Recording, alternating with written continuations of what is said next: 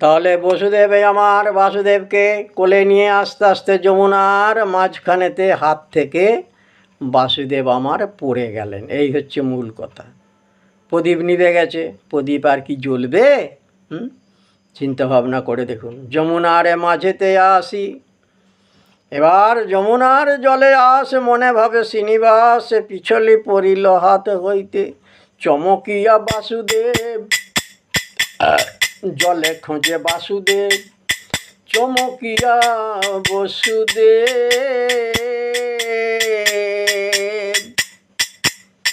জলে খোঁজে বাসুদেব। বলে হায় কি হইল প্রমাদ, কি হইল প্রমাদ।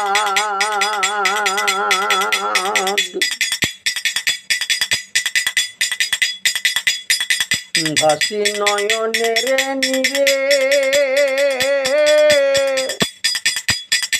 জলে অন্বেষণ করে, বলে সব ফুরাইল সাধ।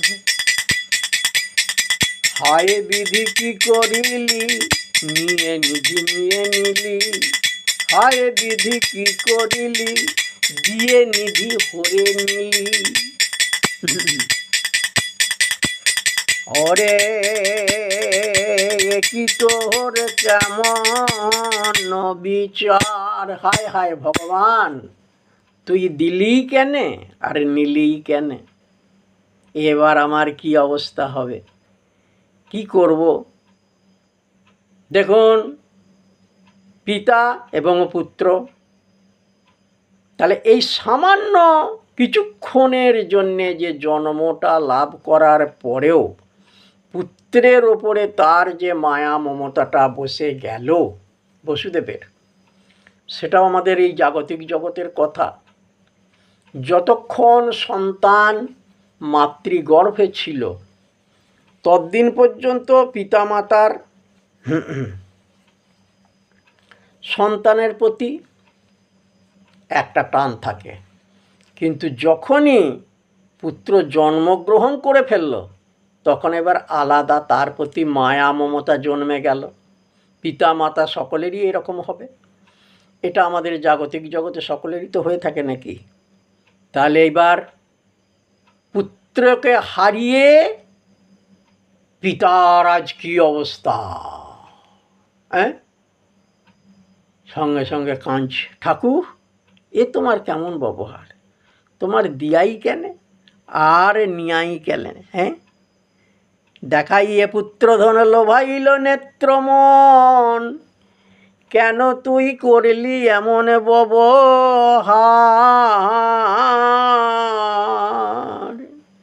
আমি কেমনে সইব, আমি কেমনে সইব, বলি পুত্রের বিরহ জ্বালা কেমনে সইব, বলি পুত্রের বিরহ জ্বালা কেমনে সইব, পুত্রের বিরহ জ্বালা কেমনে সইব,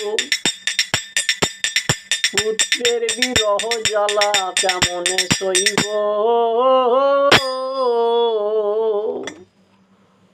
দুটি নয়নের নীরে বসুদেবে মুখ বুক ভেসে যায় রে। হরি বল হরি বল হরি বল হরি।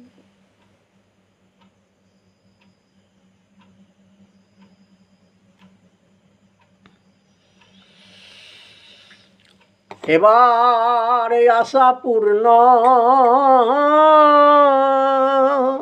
আশাপূর্ণ যমুনার করি হরি পুনর্বার, অগৈ উঠিল বসুদেবের করে। বলছে আশাপূর্ণ যমুনার করি হরি পুনর্বার উঠিল বসুদেবের করে। এখানে কিন্তু একটা বিরাট তত্ত্ব রয়েছে।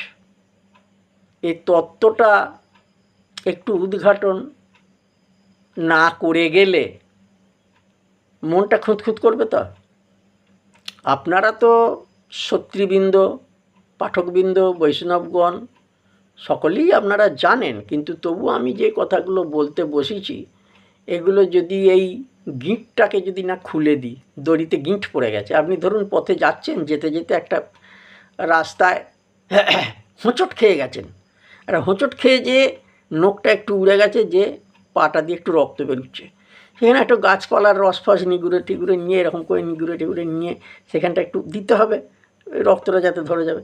আর রক্ত পড়ছে তো পড়ছে, কী হবে, ওই নিয়ে চলে যাচ্ছে। সেটা করলে কি আর হবে? তাহলে এখানটা একটু এই গিঁটটাকে ছাড়িয়ে দিয়ে যেতে হবে। গিঁটটাকে ছাড়িয়ে দিয়ে যেতে গেলে আপনাকে যেতে হবে আবার সেই মাথুর লীলার প্রসঙ্গে একটু আসতে হবে, তা নাহলে এই জিনিসগুলো বোঝা যাবে না। হরি বল, হরি বল, হরি বল, হরি বল।